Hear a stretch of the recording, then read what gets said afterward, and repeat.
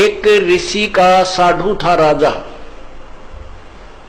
एक ऋषि का साधु राजा था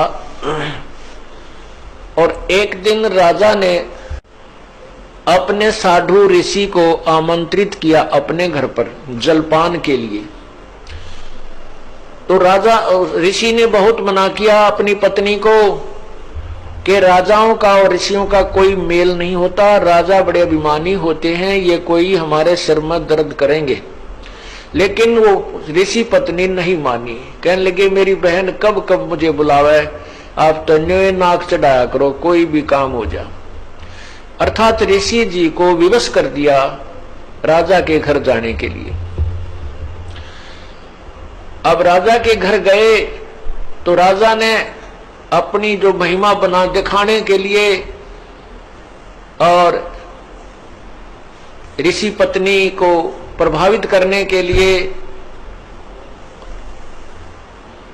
बहुत अच्छे आहार, मेज का ऊपर काजू किस्मत सेब संतरे नाना प्रकार की सब्जी बनवा के, जलेबी कचौड़ी पकौड़ी दही खीर हलवा सारे व्यंजन लगवा दिए मेज पे।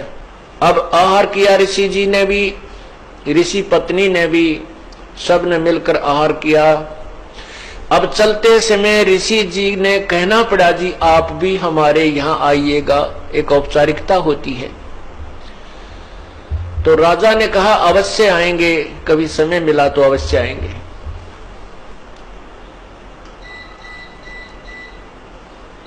एक दिन वो समय मिल गया, राजा ने संदेशा भिजवा दिया कि हम आ रहे हैं।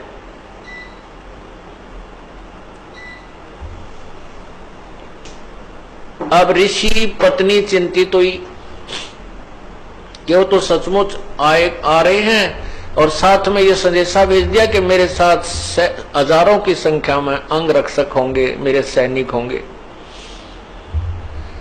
अब राजा चाहता था कि ऋषि को नीचा दिखाना, ये एक बूंदी बीमारी है साधु, ये दिखाना चाहता था कि मैंने ऐसे ऐसे आहार कराए हैं और ये ऋषि जी कुछ नहीं करा पाएगा, इसकी मिट्टी पलीत होगी।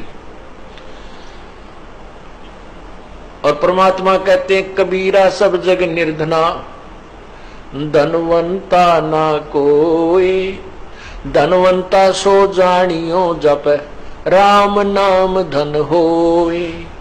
अब ऋषि जी के पास अपने तप की कमाई थी, अपनी साधना भजन की कमाई थी।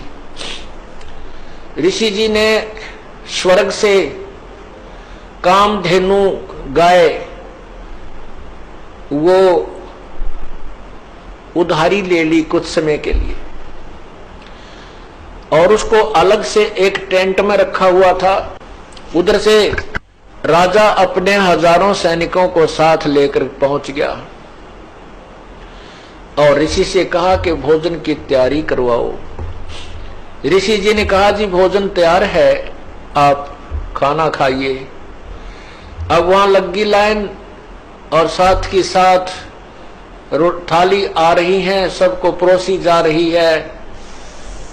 ऋषि जी ने अपने एक सेवक को उस गाय वाले टेंट के सामने बैठा दिया, वो उठा उठा कर थाली बाहर रखता रहा।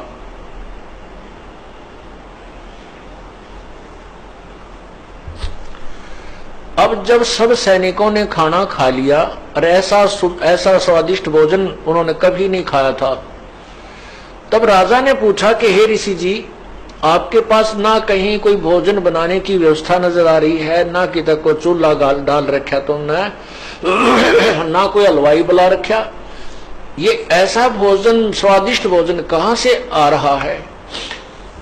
तब राजा ने बताया कि मेरे पास एक कामधेनु गाय है और उसमें यह शक्ति होती है कि वो चाहे पूरी पृथ्वी जीव जा भोजन खा ले, पूरी पृथ्वी के प्राणी, तो भी उसका अंत नहीं आता है। तो राजा के अब साधु की यारी दोस्ती इतनी होती है, अब राजा की नीत में खोट आ गया, नीत में खोट आ गया। उसने सोचा यू कंगाल क्या करेगा, इस गाय का मैं ले चलता हूं, बहुत ज्यादा सेना है मेरे पास और ये गाय सभी आहार करा दिया करेगी। कहने लगा ऋषि जी ये गाय मुझे दे दे, आप क्या करोगे इसकी? ऋषि जी ने कहा ये गाय मेरी नहीं है, मैं उधारी लाया हूं, मैं आपको नहीं दे सकता।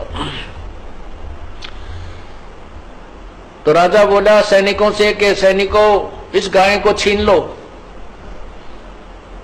अब ऋषि सोचता है अच्छा नालायक ये तो जबरदस्ती कर रहा है मेरे साथ। तब उस ऋषि ने कहा हे गौ माता आप अपने स्वदेश लौट जाइए, मैं विवश हूं। इतना कहते ही वो टेंट के ऊपरले हिस्से को पाड़ती हुई और गाय आकाश की तरफ, स्वर्गलोक की तरफ चल पड़ी। राजा ने गाय को कंडम करके नीचे डालने के लिए तीर मारा, पैर में तीर लगा और कहते हैं वो गाय का खून, रक्त और उस टेंट में जो भी कोई वस्तु मांगते थे, इतनी थाली हलवे की, इतनी थाली खीर की, इतनी थाली दाल की, इतनी सब्जी की, तोरी की सब्जी, घिया की सब्जी, सब प्रकार की, काजू किस्मत, सेब, संतरे, दही, बड़े, यानी जो भी वहां उस आवश्यकता थी उस भंडारे में सभी उपलब्ध उस कामधेनु ने करवा दी। ऋषि जी के पैसे यानी पुण्य की कमाई स्वर्ग में जमा हो गई, उसके प्रतिफल में उसको वहां सब वस्तु प्राप्त हो गई। जमीन पर गिरा और गाय चली गई, तो जहां जहां वो खून गाय का गिरा वहीं पर कहते हैं तम्बाकू की उत्पत्ति हुई। अब हिंदू लोग एक तरफ तो माता को इतना प्रिय मानते हैं, गाय को अपना मां के तुल्य आदर देते हैं और फिर मां के खून को पी रहे हैं। क्या बताते हैं, खो नाम खू का तमा नाम गाय, 100 बार सौगंध इसको ना खाए। तमा नाम खू का, खो नाम खून का और तमा नाम गाय, सौगंध 100 बार इसको ना खाए।